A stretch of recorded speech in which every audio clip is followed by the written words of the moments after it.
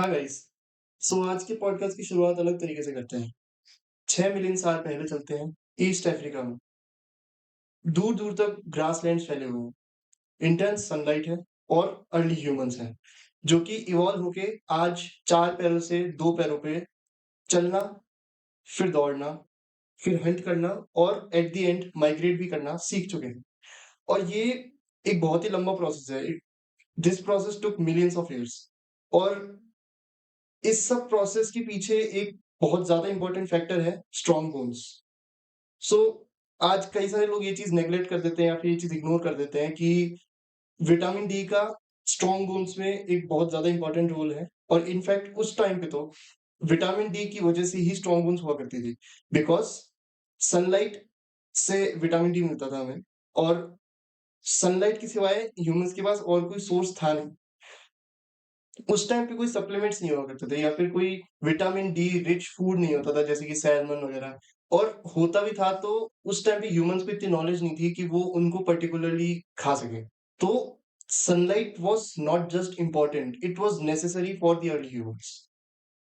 Welcome to today's podcast. आज के इस पॉडकास्ट में हम विटामिन डी की क्या इंपॉर्टेंस है हमारे ह्यूमंस के लिए, हमारे ह्यूमन एवोल्यूशन में, इस बारे में हम बात करने वाले हैं। So back to the story.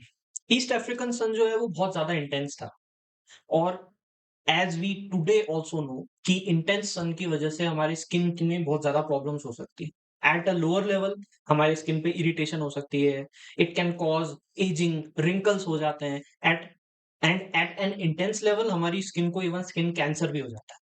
Sunlight की यूवी रेज जो है, they are capable of damaging our DNA itself. हमारे बॉडी के डीएनए तक को वो डैमेज कर सकती हैं, जिसकी वजह से ही एक्चुअली स्किन कैंसर होता है। So back in east Africa इस चीज से कोप अप करने के लिए हमारी बॉडी एक नए इवोल्यूशन को जन्म देती है, एक नई चीज को डेवलप करती है हमारी बॉडी के अंदर, जिसे हम कहते हैं मेलेनिन। मेलेनिन वो पिगमेंट है जिसके थ्रू हमारी बॉडी, हमारी जो स्किन है उसको कलर मिलता है, उसको डार्कनेस मिलती है, राइट? सो मेलेनिन बेसिकली क्या करता है, it absorbs these UV rays. इन यूवी रेस को वो एब्सॉर्ब कर लेता है, जिसकी वजह से हमारी स्किन को जो डैमेज होने वाला था वो नहीं होता। लेकिन इसका एक काउंटर एक्शन भी है कि जब ये मेलेनिन की वजह से अगर सारी यूवी रेस को अगर हम एब्सॉर्ब कर दे रहे हैं तो हमारी बॉडी में विटामिन डी नहीं बन पा रहा, जिसकी वजह से ही हमारे अंदर ये स्ट्रॉन्ग बोन्स बनी थी, right? So at this point evolution बोल लो, बायोलॉजी बोल लो, नेचर बोल लो, ये सारे मिलके एक परफेक्ट बैलेंस क्रिएट करते हैं जहां पे कि हमारी जो बॉडी है it was dark enough to block the UV rays and light enough to create vitamin D. ये वो परफेक्ट बैलेंस था जिसकी वजह से हमारे जो एफोरमेंशन्ड जो स्ट्रॉन्ग बोन्स हैं वो डेवलप होती है और ह्यूमैनिटी इटसेल्फ बहुत ज्यादा इवॉल्व कर देती है। हाँ, और इस स्टेज तक पहुँचने में हमें 5 इवोल्यूशन की स्टेजेस लगी जिसमें ह्यूमन्स सबसे पहले तो हमारी जो लेग्स थी उनकी लेंथ बढ़ी। फिर हमारे जो फीट थे वो आर्च्ड हो गए, हमारी हिप्स जो थी वो स्ट्रॉन्ग हो गई वगैरह-वगैरह इसके सिवाय भी बहुत सारी चीज़ें हुई थी। और इस सब का एक बहुत इम्पोर्टेंट रोल मान लो या मेजर रोल भी बोल सकते हैं कि वो था एक स्ट्रॉन्ग स्केलेटन का स्ट्रक्चर जो कि इसको सपोर्ट कर सकता था।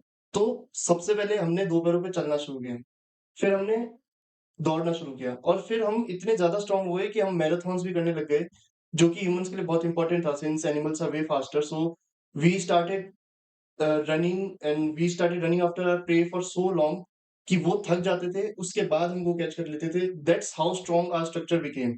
और इस सब के पीछे सबसे ज़्यादा इम्पोर्टेंट रोल था एक स्ट्रॉन्ग बोन स्ट्रक्चर का, जो कि उस टाइम पे सनलाइट की वजह से ही हो सकता था। तो बेसिकली जो हमारी सनलाइट से जो विटामिन डी बनता था बॉडी में, जो मेलानिन के थ्रू बनता था, उसकी वजह से हमारी बॉडी कैल्शियम को एब्ज़ॉर्ब कर पाती थी, जो कि हम एनिमल्स को खा के जैसे भी बनाते थे। तो उसकी वजह से ही हमारी बोन्स इतनी डेवलप हुई है। राइट। और जैसा अपन जिस बारे में अभी बात कर ही रहे हैं कि मोबिलिटी, ज्यादा चलने फिरने की जो क्षमता है उसके आने पर हमारी बॉडी जो है इस लायक हो सकती है कि हम बहुत लॉन्ग डिस्टेंसेस तक ट्रेवल कर सके, नॉट ओनली फॉर हंटिंग या फिर रिसोर्सेज गैदर करने के लिए, हम परमानेंटली शिफ्ट कर सकें, माइग्रेट कर सकें एक जगह से दूसरी जगह पे। तो ईस्ट अफ्रीका के जो ये ह्यूमंस थे, ये धीरे धीरे दूसरे एरियाज के अंदर माइग्रेट करने लगे, या जैसे कि यूरोप, सेंट्रल अफ्रीका और even north words like Russia and all those places. तो यहाँ पे अगेन इवोल्यूशन के सामने एक चैलेंज आ गया क्योंकि ईस्ट अफ्रीका में जितना इंटेंस सन हुआ करता था, उतना इंटेंस सन बाकी जगह पे नहीं था। तो वहाँ पे जाके जो हमारी बॉडी है, हमारी जो बॉडी का बायोलॉजी है, इवोल्यूशन है, इसने ये चीज़ फिगर आउट की कि हमें दोबारा अपनी स्किन को लाइट करना पड़ेगा। So lighter skin is not for beauty, it's not for culture, but it is for evolution itself. Yeah. कि ऐसी जगहों पे जहाँ पे सनलाइट बहुत कम है, उन जगहों पे अपनी स्किन को ह्यूमन्स ने थ्रू इवोल्यूशन लाइट किया ताकि दोबारा से वो विटामिन डी, वो चीज़ जिसकी वज़ह से उनकी बोन्स इतनी ज़्यादा स्ट्रॉन्ग हो पा रही थी, वो जो प्रोसेस है बोन को स्ट्रॉन्ग रखने का, उसको कंटिन्यू कर सके। तो जैसे-जैसे ह्यूमन्स आगे नॉर्दर्न रीजन्स में माइग्रेट करते रहे, हमारी बॉडी अपने अंदर मेलानिन को थोड़ा-थोड़ा कम करने लगी ताकि वो विटामिन डी का जो प्रोडक्शन है, वो कम ना हो। सो या दैट्स हाउ जैसे-जैसे हमने माइग्रेट किया तो जैसे-जैसे हम लॉन्गिट्यूड्स में ऊपर जाते हैं तो स्किन जो है वो लाइटर होती चली जाती है। Yeah. So that was in the past. So coming to the present.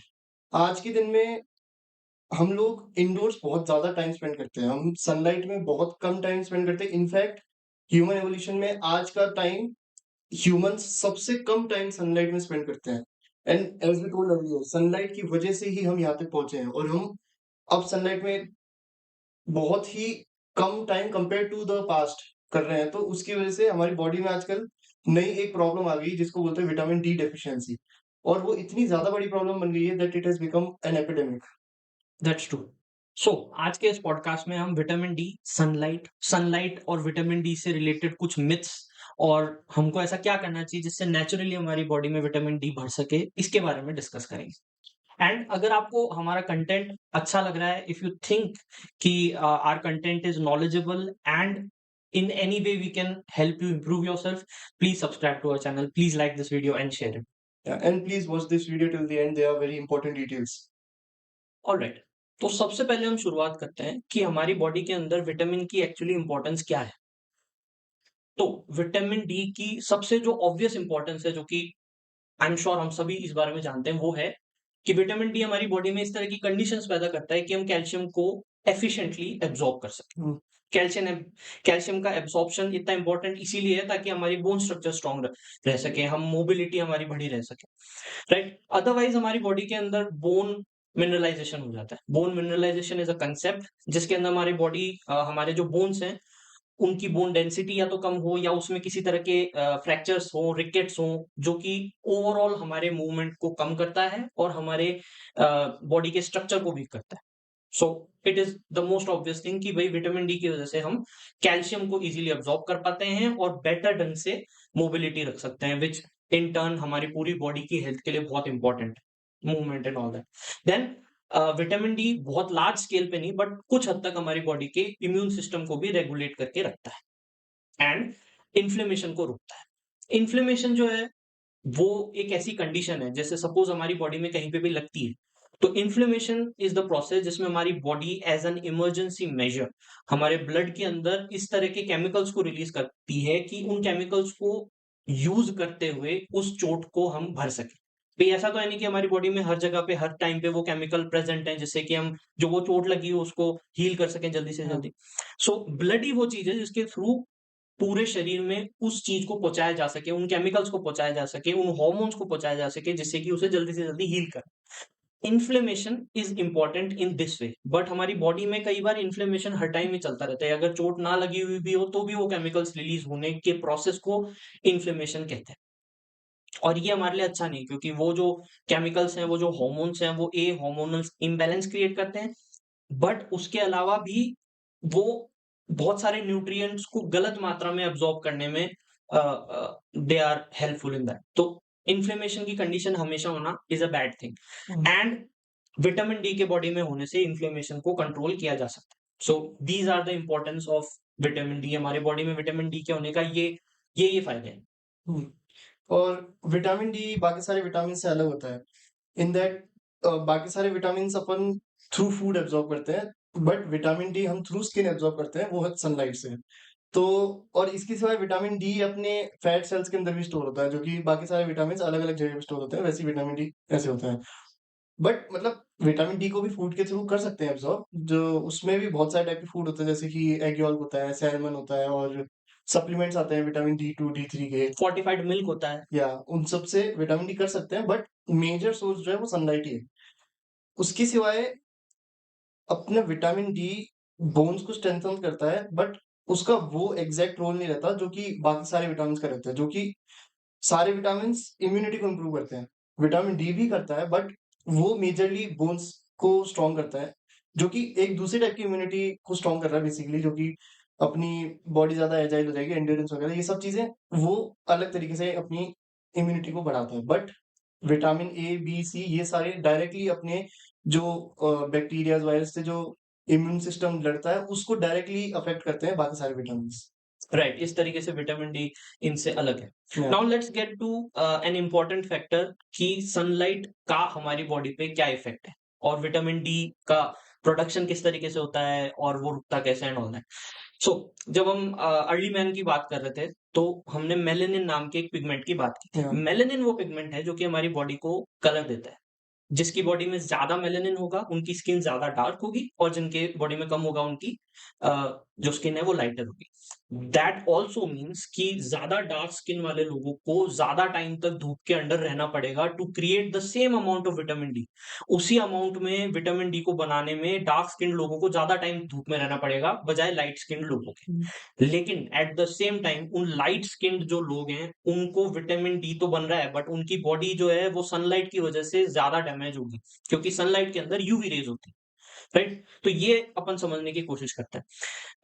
UV rays 3 तरह की होती हैं, जिसे कि हम वेवलेंथ के बेसिस पे डिफरेंशिएट करते हैं। सो यूवीए, यूवीबी और यूवीसी।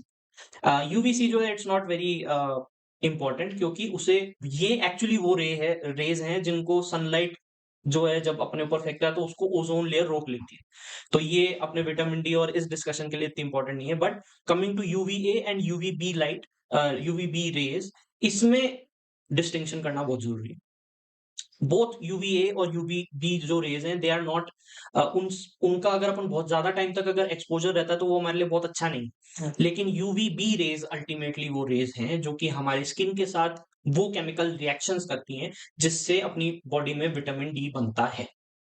या जबकि यूवीए जो है वो बाकी सारी चीजें, मेलानोमा जो एक तरह का स्किन कैंसर होता है वो हुँ। यूवीए से होता है। अगेन स्किन में जो इरिटेशन होती है वो उसकी वजह से होता है। स्किन में जो रिंकल्स जो होते हैं वो सब विटामिन ए की वजह, सॉरी, एजिंग। यूवीए की वजह से होता है। या एजिंग जो है वो यूवीए की वजह से होती है। सनबर्न जो है वो यूवीबी की वजह से होता है। जो हुँ। हमारी स्किन लाल हो जाती है वो यूवीबी की वजह से होती है। तो इन दोनों के बीच में ये एक डिस्टिंक्शन है।